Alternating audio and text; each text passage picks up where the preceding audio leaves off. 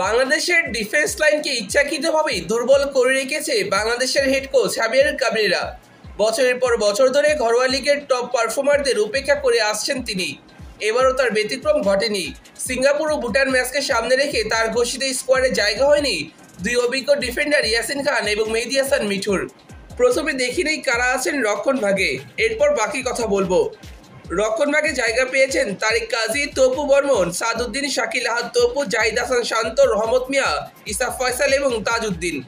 মূল দলে খুব সম্ভবত এই জায়গা থেকে একজন বাদ পড়বেন। সেক্ষেত্রে মুখস্থ নির্ভর দল সাজানো কাবরেরা হয়তো শান্তকেই বাদ দিবেন এবং শুরুর একাদশে সেন্টার ব্যাক পজিশনে দেখা যাবে তপু তারিক জুটি, রাইট ব্যাকে সাদউদ্দিন এবং লেফট ব্যাকে ইসা ফয়সাল। খুব সম্ভবত এমন ডিফেন্স লাইনই দেখা যাবে সামনের ম্যাচে। তারিক কাজী ভালো ফর্মে আছেন, তবে তপু বর্মনের সাম্প্রতিক পারফরমেন্স জাতীয় দলের একাদশে থাকার মতো না। এই মৌসুমে ঘরোয়া ফুটবলে একের পর এক ভুল করে বসুন্ধরা কিংসকে বিপদে ফেলেছেন তিনি। জাতীয় দলেও দিতে পারছেন না নিজের সেরাটা। সাথে রয়েছে শৃঙ্খলা ভঙ্গের অভিযোগ। যেমন ভারতের বিরুদ্ধে ম্যাচের আগে সবাই যখন ব্যস্ত ছিল ম্যাচে কীভাবে ভালো করা যায় সেই পরিকল্পনা সাজাতে, তখন তপু সহ অধিনায়ক হওয়ার পরেও চলে গিয়েছিলেন শপিং করতে। তবে সব কিছুর পরেও তপুকেই পছন্দ কাবরেরার। তপুকে খেলানোর পেছনে মূলত দুইটি যুক্তি সামনে আনেন কাবরেরা। নাম্বার 1, বল প্লেয়িং ডিফেন্ডার হিসেবে তপু ভালো, ফলে দলের আক্রমণ বিল্ড আপে তপু বর্মন বাকিদের তুলনায় বেশি সহায়তা করতে পারবেন এবং সময় বুঝে লং বলের সাপ্লাই দিতে পারবেন ফরওয়ার্ডদের জন্য। নাম্বার 2, অপোনেন্ট বক্সে তিনি থ্রেট ক্রিয়েট করতে পারবেন। বাংলাদেশ দল সেট পিস পেলে তপু বর্মন অপোনেন্ট ডি বক্সে ভালো হিট নিতে পারবেন। তপু তারিকের কোনো ব্যাকআপ দলে রাখেননি কাবরেরা। কোনো কারণে ভারত ম্যাচের মতো তপু বা তারিক কাজী ইনজুরিতে পড়লে বদলি করানোর মতো কোনো সেন্টার ব্যাক দলে রাখেননি তিনি। তবে ইয়াসিন খান বা মেহেদী হাসান মিঠু যে কোনো একজনকে চাইলেই দলে রাখতে পারতেন, কারণ এই দুজনেই মৌসুমে উড়ন্ত ফর্মে আছেন। 23 বছর পর ঢাকা মোহামেডানের বিপিএলের শিরোপা জয়ের অন্যতম নায়ক মেহেদী হাসান মিঠু। অন্যদিকে ইয়াসিন খান ঢাকা আবাহনীর জার্সিতে রীতিমতো তাণ্ডব চালিয়েছেন। শুধুমাত্র দেশি ফুটবলারদের নিয়ে আবাহনী প্রথম লেগে 9 ম্যাচে ক্লিনশিট রেখেছিল, যার বড় ক্রেডিট ছিল ইয়াসিন খানের। এছাড়া ইয়াসিন খান জাতীয় দলের পরীক্ষিত ফুটবলার। আসন্ন সিঙ্গাপুর ম্যাচে মানসিক চাপ বেশি থাকবে, এমন সিচুয়েশনে ইয়াসিনের মতো একজন অভিজ্ঞ ফুটবলারকে না রাখাটা একেবারেই অযৌক্তিক। পুরো স্কোয়াডে ট্রেডিশনাল কোনো সেন্টার ব্যাক রাখেননি কাবরেরা, তবে পারফরমেন্স, ফিটনেস, উচ্চতা, রিফ্লেক্স, ম্যান মার্কিং, হেডিং সহ সব দিক দিয়ে বিবেচনা করলে ভালো শেপে রয়েছেন এই দুজন।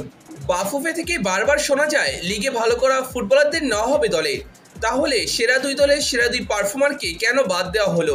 তাছাড়া যদি বারবার মুখস্থ স্কোয়াড ঘোষণা করতে হয়, তাহলে মাঠে বসে কাবরেরার লিগের ম্যাচ দেখার প্রয়োজনটা কী?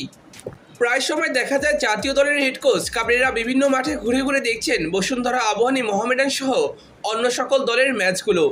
প্রতি ম্যাচ দেখার পরেই তাকে ঘিরে গণমাধ্যম কর্মীরা প্রশ্ন করে, তখন তিনি হেসে উত্তর দেন লিগের সেরা পারফর্মারদের খুঁজে বের করতেই তার এমন পরিশ্রম।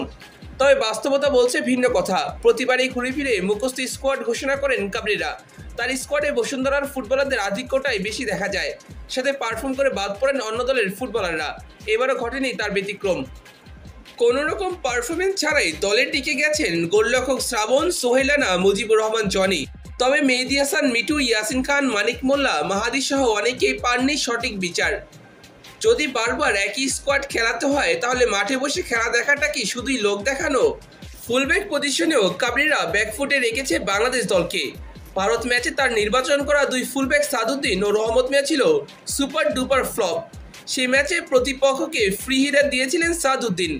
90 মিনিটে কোনো ট্যাকেল করতে পারেননি এই ফুটবলার। গ্রাউন্ড ডুয়েলে 9টার মাঝে 8টায় হেরে গিয়েছেন। এরিয়াল ডুয়েলে 3টার মাঝে হেরেছেন 2টা। বল পজিশন হারিয়েছেন 14 বার। অন্যদিকে রহমত মিয়ার ধীরগতি আর জঘন্য ফিটনেস আন্তর্জাতিক ফুটবলের সঙ্গে বড্ড বেমানান, তা ভালোই বোঝা গিয়েছিল ভারতের বিরুদ্ধে ম্যাচে। তপুর বদলিনামা রহমত সেই ম্যাচে খেলেছিলেন রাইট ব্যাক পজিশনে, তবে অল্প সময়ের মাঝেই হাঁপিয়ে ওঠেন ফিটনেসের ঘাটতির কারণে। এছাড়া ভারতের রাইট উইঙ্গার লেস্টনের গতির কাছে বারবার পরাস্ত হচ্ছিলেন তিনি। রাইট সাইড দিয়ে ওভারল্যাপ বা আন্ডারল্যাপ কোনোটাই করতে পারছিলেন না রহমত, যার কারণে রাইট উইং ধরে আক্রমণের ধার বাড়ায় ভারত। রহমতকে কভার করতে বেশি পরিশ্রম করতে হয়েছে হামজা চৌধুরীকে, যার কারণে হামজার ওপরে ওঠা মুশকিল হয়ে পড়ে। ফলে ভারতের ডিফেন্সের ওপরও চাপ কমে আসে। সে ম্যাচে রহমত মিয়া 6টা গ্রাউন্ড ডুয়েল একটা এরিয়াল ডুয়েলের মধ্যে সবগুলোতেই পরাজিত হয়েছে। এছাড়া 13 বার বল পজিশন হারিয়েছেন তিনি। অবাক করার বিষয় হলো এমন জঘন্য পারফরমেন্সের পরেও কাবরেরার পছন্দের তালিকায় রয়েছেন সাদউদ্দিন এবং রহমত মিয়া।